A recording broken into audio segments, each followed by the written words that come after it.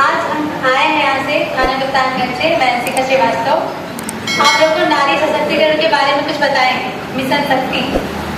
तो नारी सशक्तिकरण एक मीन्स होता है कि जो महिलाओं में कुछ विचारधारा का प्रभाव होता है, जिसके जरिए हम अपने जीवन के हर एक फैसले को स्वयं ले सकते हैं। तो उसमें किसी दूसरे पर इंटरफेयर करने की कोई जरूरत नहीं है।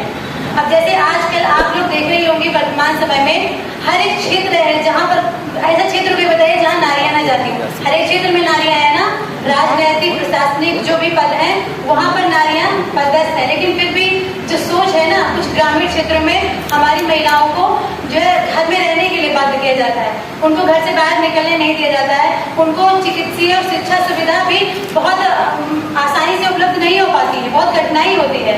इसके लिए हमारे गवर्नमेंट ने कुछ हेल्पलाइन नंबर जो है वो लॉन्च किए हुए हैं, उसके बारे में हम आपको बताएंगे। जैसे 1090 क्या, वुमेन पावर हेल्पलाइन।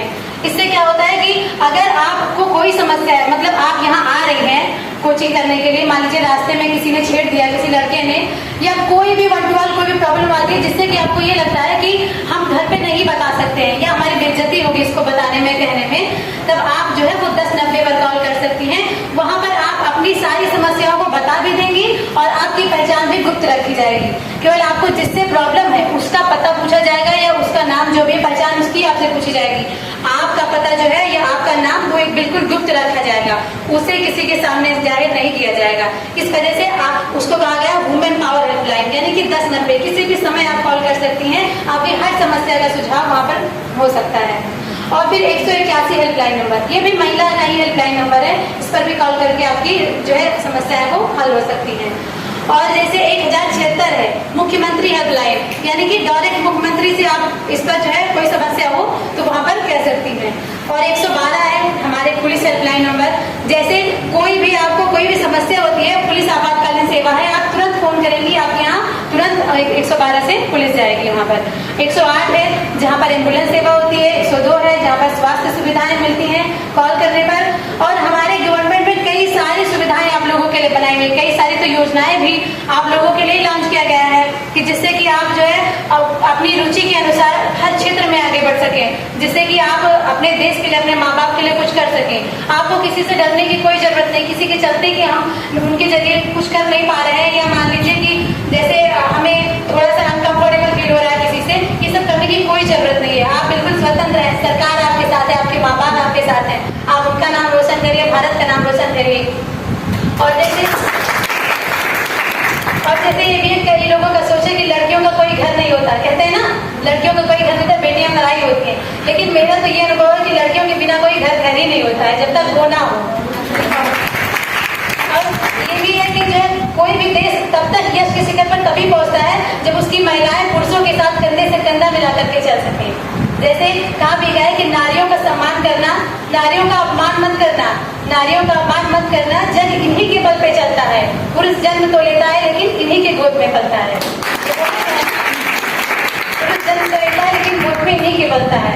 और भी आज भी देखिए कि जो हर एक क्षेत्र में, अभी जल्दी में देख लीजिए अगस्त में हुए हैं ओलंपिक गेम्स, आपकी पता होगा अगस्त में ओलंपिक गेम्स में है, और कितनी मतलब ऐसे थोड़ी ना कि महिलाएं नहीं जाती। देखिए मीराबाई चानू सिल्वर मेडल लेकर आई। 2016 में जब हम आपको मीराबाई चानू की स्टोरी बताते हैं, 2016 में जब रियो ओलंपिक था तब जो है मीराबाई चानू को थोड़ी निराशा हुई थी, क्योंकि जो है वहां पर वो सफल नहीं हो पाई थी। तो अगर वहीं से सोचिए अगर हार मान ली होती तो आज इस मुकाम पे पहुंचती ना। मतलब मन में जज्बा होना चाहिए कुछ करने का, मन में बस जज्बा होना चाहिए, बाकी तो फिर मुश्किलों की क्या औकात है। तो वहां पर वो असफल थी, उनको जो है डिड नॉट फिनिश उनके नाम के आगे लिख दिया गया था, उन्होंने उठा ही नहीं पाया था, वेट लिफ्टिंग है ना उनका, वो उठा ही नहीं पाई थी, डिड नॉट फिनिश लिख दिया गया था वहां पर। तो उन्होंने क्या है मन से बिल्कुल टूट गई थी, यहाँ तक कि उनको साइकियाट्रिस्ट की जरूरत भी पड़ी थी। तो लेकिन तब भी उनको दुनिया के सामने खुद को प्रूव करना था, तो वो उन्होंने हार नहीं मानी, फिर वो लगी रही लगातार। अब देख लीजिए 2020 का जो हमारा ओलंपिक हुआ है, टोक्यो ओलंपिक, 32वां टोक्यो ओलंपिक था, इसमें क्या सिल्वर मेडल लेकर आई है, हमारे भारत का तो नाम रोशन किया ना। अब ये देखिए उन्हीं को देख करके तो हम लोग उनसे थोड़ा प्रोत्साहित होते हैं ना कि जो है हमारे देश की बेटी हमारे तो बीच से निकल कर गई है। भारत के एक छोटे से राज्य मणिपुर से ही तो है, 8 अगस्त 1994 में उनका जन्म हुआ था, 27 वर्ष की उनकी आयु है। तो उनको देखकर अब ऐसी उपलब्धियां हमारे देश में विद्यमान है, जैसे सरोजनी नायडू थी या पीवी सिंधु है, मैरी कॉम, इनको देख करके ही तो हम आगे बढ़ेंगे। मतलब जब ये इतना कुछ कर सकते हैं, आखिर ये भी तो हमारे पीठ से गई है ना वहां पर, हम क्यों नहीं कर सकते हैं। बस यही कहा गया कि रख हौसला वो मंजर भी आएगा, रख हौसला वो मंजर भी आएगा, प्यासे के पास चलकर समंदर भी आएगा, थककर न बैठे मंजिल के मुसाफिर, मंजिल भी मिलेगी और जीने का मजा भी आएगा। बस थोड़ा सा पेशेंस रखिए, अपनी जो है मेहनत के बल पर आप कुछ भी कर सकते हैं। यू कैन डू एनीथिंग, मतलब आप हैं जिए जानिए कि बस अपनी फोकस, मतलब जो आपका एम है बस उस पर फोकस करिए, आप बाकी तो कुछ भी कर सकते हैं। वो तो आपके अंदर एक अजीब से अलग से शक्ति तो वही है, इसके तो नहीं कहा जा सकता। और बाकी ये भी है कि किसी ने एक बेटी से पूछा कि जो है तुम्हारा जीवन कहाँ से शुरू होता है, उससे पूछा गया कि तुम्हारा जीवन कहाँ से शुरू होता है। बेटी ने क्या खूब जवाब दिया, उसने कहा माँ की कोख से निकलकर पिता के चरणों से होते हुए, माँ की कोख से निकलकर पिता के चरणों से होते हुए, पति की खुशी की गलियों से गुजरकर, पति की खुशी की गलियों से गुजरकर बच्चों के सपने पूरे करने पर खत्म हो जाते हैं। सही था ना। आप इसी वजह से कहते हैं अब हर एक क्षेत्र में, और फिर आप अपनी मेहनत से तो कुछ भी कर सकते हैं। आपको किसी भी चीज की कोई भी समस्या नहीं है, यहाँ तक आपको हेल्पलाइन नंबर हमने बताया 1090 1098, वो चाइल्ड हेल्पलाइन नंबर है। आप जैसे हम जो आपको बता रहे हैं, इसका मतलब ये नहीं कि आप इसको अपने तक रखें, इसको आप जाकर घर में बताइए, या कोई जो भी आपके फ्रेंड सर्किल में है उसको बता सकते हैं आप। जब उसको आप ये जानकारी देंगे तब ये रहेगा। यहाँ तक हम आपको बता दिए, आप अपने मन में रखे हुए हैं, आप दूसरों से कहेंगे तभी तो इसका प्रचार प्रसार होगा। 112 पुलिस आपातकालीन सेवा है, कभी भी आप कॉल करें। ये हमारे थाने पर महिला डेस्क बनाया गया है, महिला हेल्प डेस्क। अगर आप थाने पर जाते हैं, आपकी जो भी समस्या है वो आप खुद वहां पर हर एक मतलब 24 घंटा 24/7 वहां पर कोई ना कोई महिला आपको उपलब्ध मिलेगी।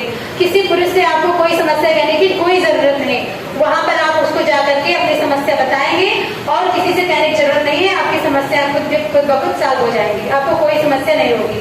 तो आप थाने पर महिला हेल्प डेस्क बनाया गया, वहां पर भी आ सकते हैं, या इन हेल्पलाइन नंबर में से आप जो भी जैसी भी समस्या उसके अकॉर्डिंग आप कॉल कर सकते हैं।